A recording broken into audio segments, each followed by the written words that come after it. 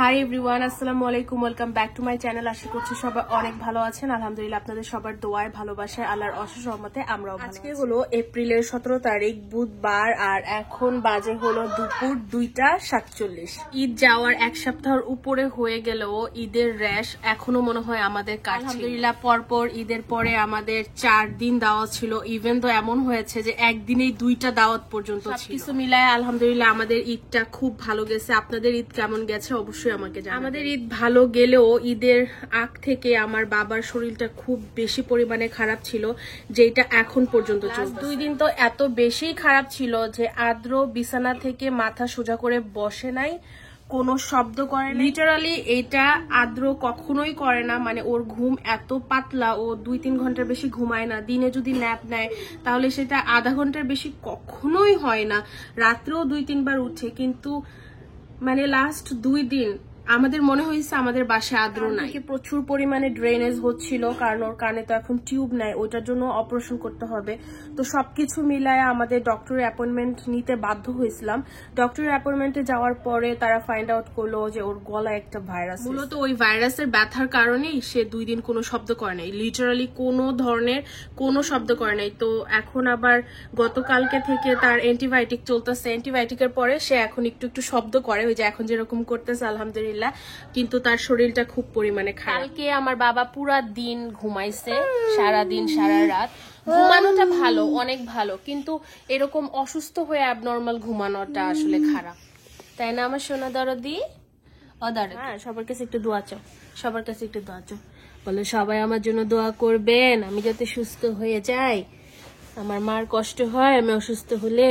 বলো বলো বলো না, বলে না। সবাই আদ্রের জন্য দোয়া করে, তাই না? আদ্র না বললো আদ্রের জন্য সবাই দোয়া করবেন না আপনারা?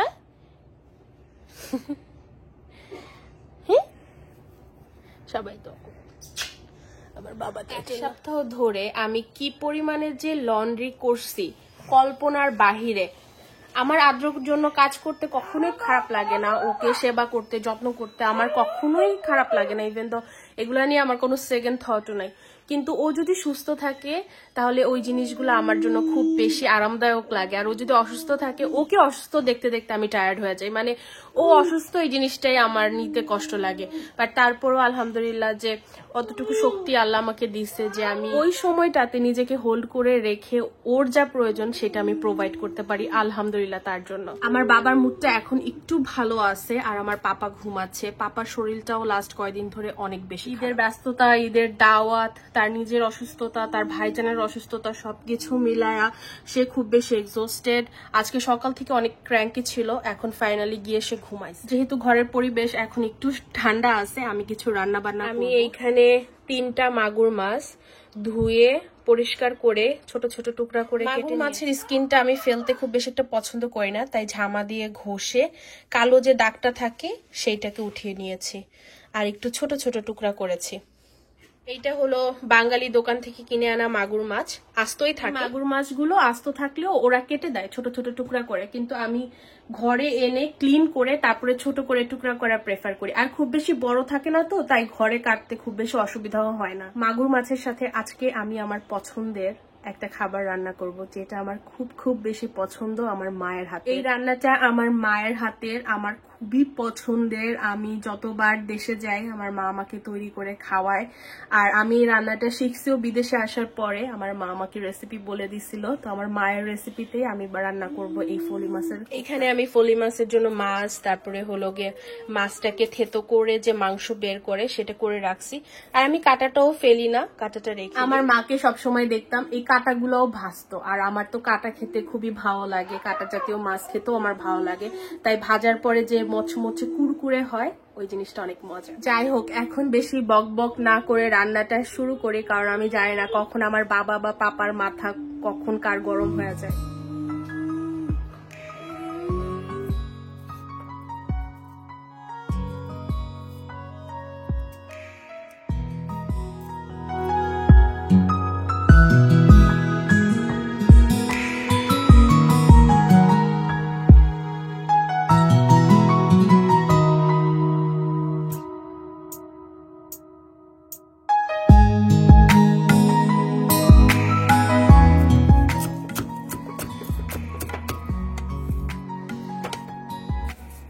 মাছটা আমি মাংসের মতো করে রান্না একদম মাংসতে মেখে যেরকম রান্না করে ওইভাবে কষায়। ভাবতেছি মাথাগুলা তুলে রাখি, মাথাগুলা মাখাই তো অসুবিধা হবে, পরে একসাথে মশলা টশলা দিয়ে তারপরে মাখাবো।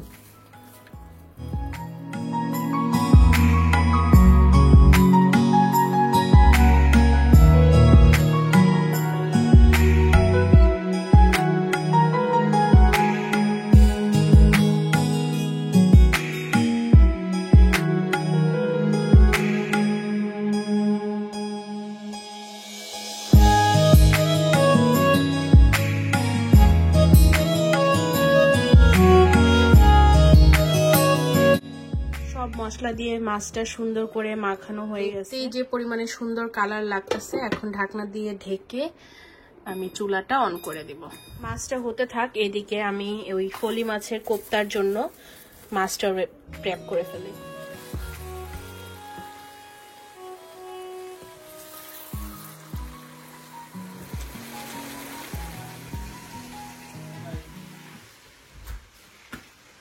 কি এটা কিসের নতুন মেশিন? না, ওই যে মনিটর এটা করছিল না, ওইটা রেজাল্টটা পুরোপুরি আসে নাই। আবার পাঠাইছে। আবার পাঠাইছে। অক্সিজেনের মেশিন, ওর জন্য রাত্রে বেলা অক্সিজেন ড্রপ করে কিনা না ওইটা দেখা যায়। তোমার আর কয়টা নতুন মেশিন লাগবে? হ্যাঁ, কয়টা লাগবে নতুন মেশিন? অনেকগুলো লাগবে। বকু ছেলে, এই বকু ছেলে,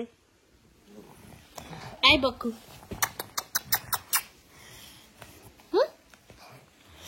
বকু।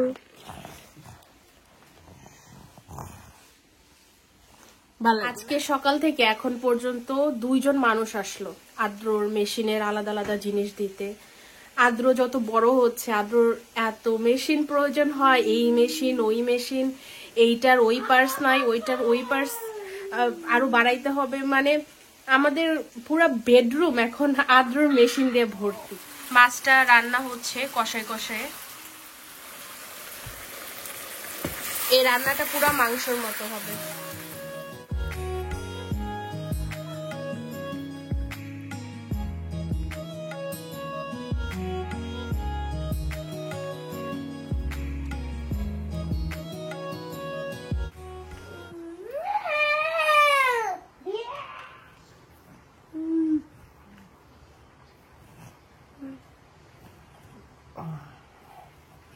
আমি একটু ঘুমাই চলতে।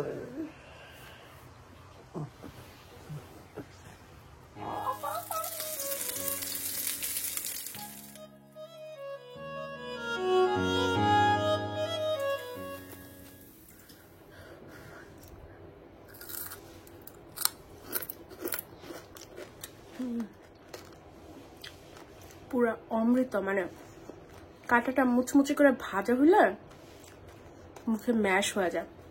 আমার মাছের কোপ্তা বানানো শেষ, এখন আমি গরম গরম একটা খাবো, কারণ এই কোপ্তা বানানো হইলে আমি ওয়েট করতে পারি না কখন ভাত দিয়ে খাবো। পুরা পারফেক্ট হয়েছে। এটা আমার মা আরো ভালো বানায়, আমার কাঁটাটা নিয়ে প্রবলেম হয়। আর এখানে এক একটা মাছ এক এক সাইজের পাওয়া যায়।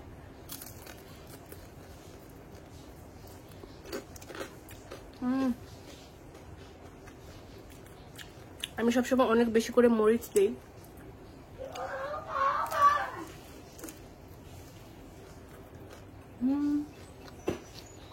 অনেক মজা।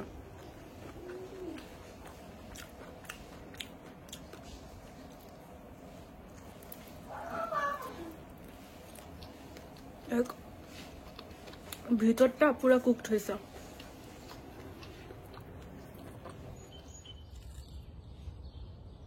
আজকে বাহিরের ওয়েদারটা দেখে মনে হচ্ছে যে কোনো সময় অনেক ঝড় বৃষ্টি হবে। পুরো আকাশটা থমথমে হয়ে আছে।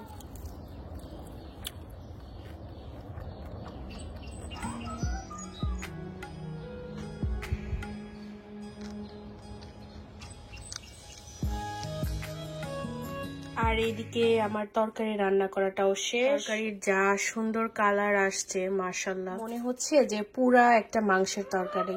আলহামদুলিল্লাহ, আশা করি ভাত দিয়ে খেতে খুব বেশি মজা লাগবে। তা কেমন লাগে খাইতে? অনেক মজা, অনেক মজা। তুমি এটা আমাকে বিয়ে করার আগে কখনো খাইছিলা? না, প্রথমে তোমাদের বাড়িতে খাইছিলাম। প্রথমবার আমি খুব অবাক হয়ে গেছিলাম যে মাছ ভাজি মনে হচ্ছে, কিন্তু ভিতরে মনে হয় না মাছ ভাজির মাছ ওই রকম ভাবে আছে। কি হয়েছে মাছের আমি বুঝতে পারলাম না।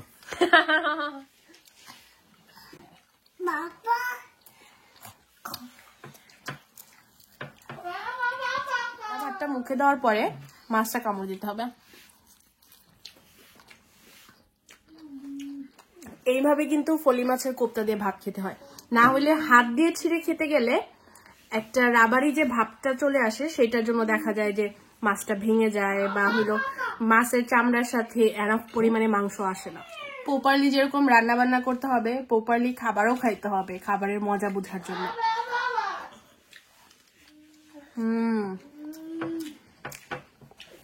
অনেক মজা, অনেক মজা, অনেক মজা, তাই না?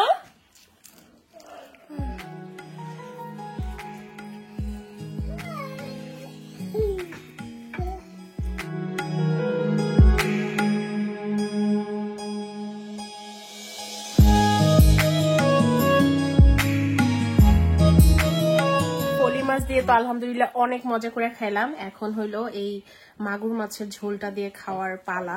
দেখতে তো খুবই সুন্দর লাগতেছে, হোপফুলি খাইতো অনেক মজা হবে। কেমন হয়েছে সুজন? অনেক মজা হয়েছে, আসলে মজা হয়েছে, মাংসের মতো লাগে। ঝোলটা বেশি করে নিয়ে ভাতটা মাখায়ে তার সাথে একটু মাছ, আমি সাধারণত মাগুর মাছ, শোল মাছ ওইভাবে করে রান্না করতে পছন্দ করি। আর এইসব মাছগুলো তো এমনিতেও একটু মাংসের মতো টেস্ট হলে ভালো আসে। দুইটা তরকারি দিয়েই অনেক মজা করে খাওয়া দাওয়া শেষ করে এখন আমার বাবাকে গোসল দিচ্ছি, কারণ আমার বাবাকে এখন প্রায় ডেইলি গোসল দিতে হয়, যেহেতু তার শরীরটা খারাপ। সবাই দোয়া করবেন, দেখা হবে অন্য একটা দিন আমার লাইফের কোনো অংশ বিশেষ নিয়ে। ততদিন পর্যন্ত আল্লাহ হাফেজ, আসসালামু আলাইকুম।